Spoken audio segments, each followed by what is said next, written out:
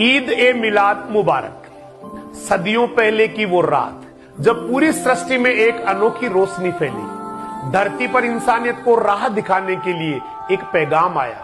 वो पैगाम जो सिर्फ मुसलमानों के लिए ही नहीं बल्कि पूरी इंसानियत के लिए था। वो दिन था 12 रबीउल अव्वल, वो दिन जब पवित्र मक्का की धरती पर पैगंबर हजरत मोहम्मद साहब सल्लल्लाहु अलैहि वसल्लम का जन्म हुआ।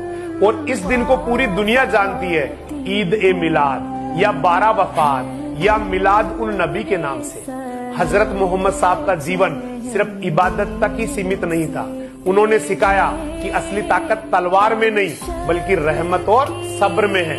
उन्होंने बताया कि असली दौलत सोने चांदी में नहीं बल्कि नेक नियति और सच्चाई में है। उन्होंने जिया कि असली इबादत सिर्फ सजदे में नहीं बल्कि इंसान की सेवा में है। उनकी शिक्षा का सार यही था कि इंसानियत ही सबसे बड़ा मजहब है।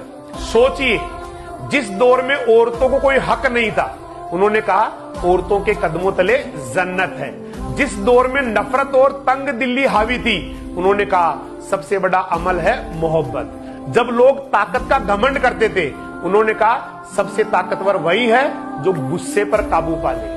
पैगंबर का जीवन हमें ये याद दिलाता है कि दुनिया को बचाना है तो तलवार से नहीं बल्कि मोहब्बत और भाईचारे और इंसाफ से। ईद ए मिलाद सिर्फ एक त्योहार ही नहीं है, यह है इंसानियत का पैगाम। ये दिन हमें याद दिलाता है कि धर्म का असली उद्देश्य है नफरत मिटाना और मोहब्बत बांटना। ये दिन हमें याद दिलाता है कि मजहब का असली काम है इंसान को इंसान से जोड़ना। हजरत मोहम्मद साहब ने कहा था सबसे अच्छा इंसान वही है जो दूसरों के लिए सबसे ज्यादा फायदे का सबब बने। आज जब दुनिया नफरत और जंग की आग में जल रही है, ईद ए मिलाद हमें पुकारती है मोहब्बत का दिया जलाइए, भाईचारे की खुशबू फैलाइए और इंसानियत की राह अपनाइए। नमन है उस पैगंबर को जिन्होंने हमें सिखाया कि अल्लाह की सबसे बड़ी इबादत इंसान की सेवा और मोहब्बत है। इस ईद ए मिलाद पर आइए हम सब मिलकर ये वादा करें कि नफरत को नहीं सिर्फ मोहब्बत को बढ़ाएंगे। ईद ए मिलाद मुबारक।